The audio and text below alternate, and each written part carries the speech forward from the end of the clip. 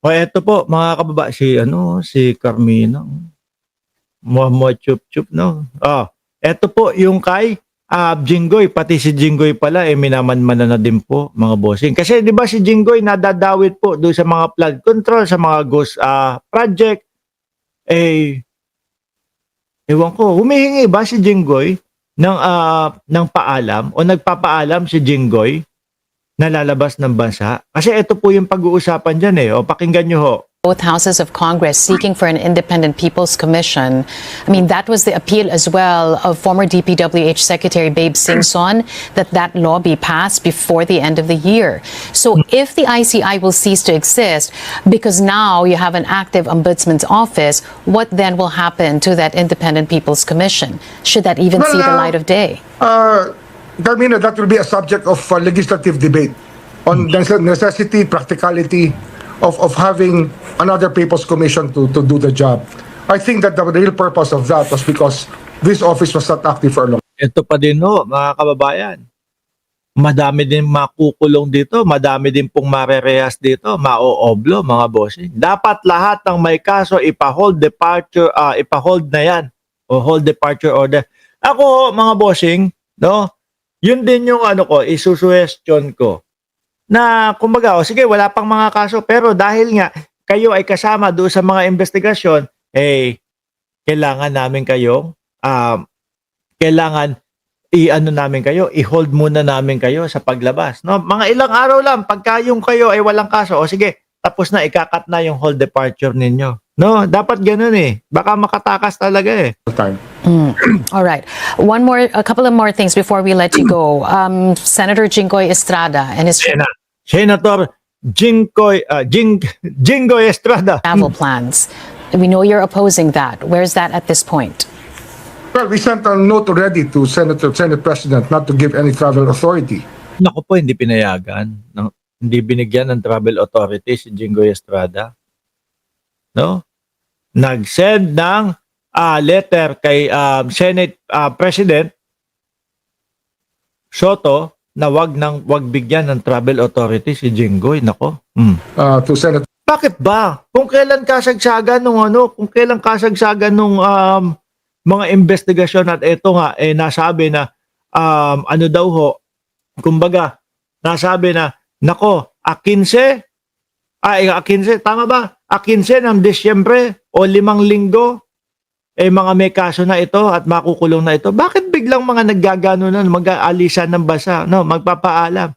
Sabi ni Beckham, ito, nako, nakakalimutan natin, buti pinaalala ni David Beckham, may celebrity tayong dito viewer na DDS Kilala nyo pala yan, mga DDS? Akala ko kung sino-sino lang yung mga kilala nyo mga celebrity, mga DDS. Since nandyan na po si Beckham, si David Beckham, mga bossing, sabay-sabay tayo. Huwag natin ipahiya. Si David Beckham. Kamao. Sabay sigaw, sabay-sabay dyan sa comment section. Suled! Huwag niyong kakalimutan yung green na heart at saka yung kamao. At sabay-sabay, suled!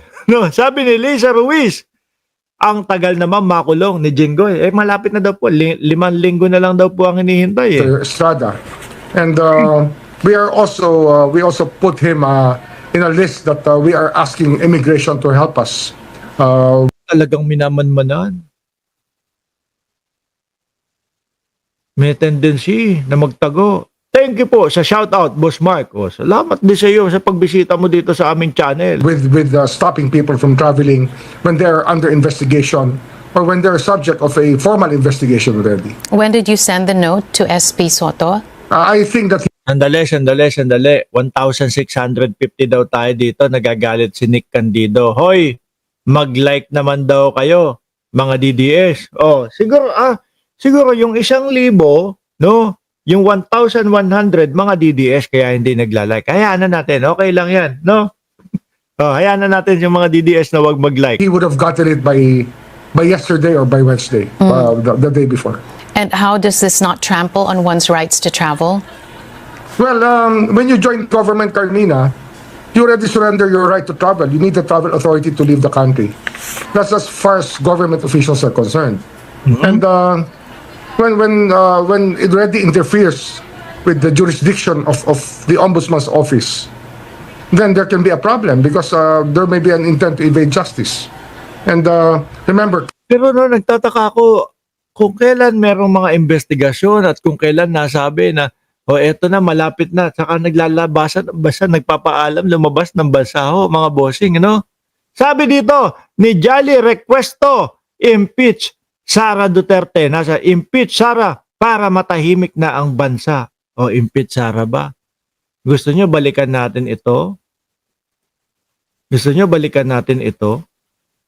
A deeper look into the 7 article of impeachment, no, and 6 major allegation versus Sara Duterte. Ang natatandaan ko po, hindi ko makakabisado at hindi ko kabisado yung 7 artikulo na yan, mga bossing, o articles na yan, no? Yung mga allegation, no, alam ko yung 3. Yung patungkol po sa confidential funds. Pangalawa, yung pagbabanta sa buhay ng presidente, no, kasama dyan si Lisa Marcos na asawa ng presidente, kasama yung pinsan ng presidente na si Martin Romualdez, at yung bribery ho, mga bossing. Yung 2, diskumpiyado ako, no, na malagpasan nila yon. Yung sa confidential funds, ako naniniwala ako mahihirapan silang malagpasan at maidepensa yon. Yung pangalawa, yun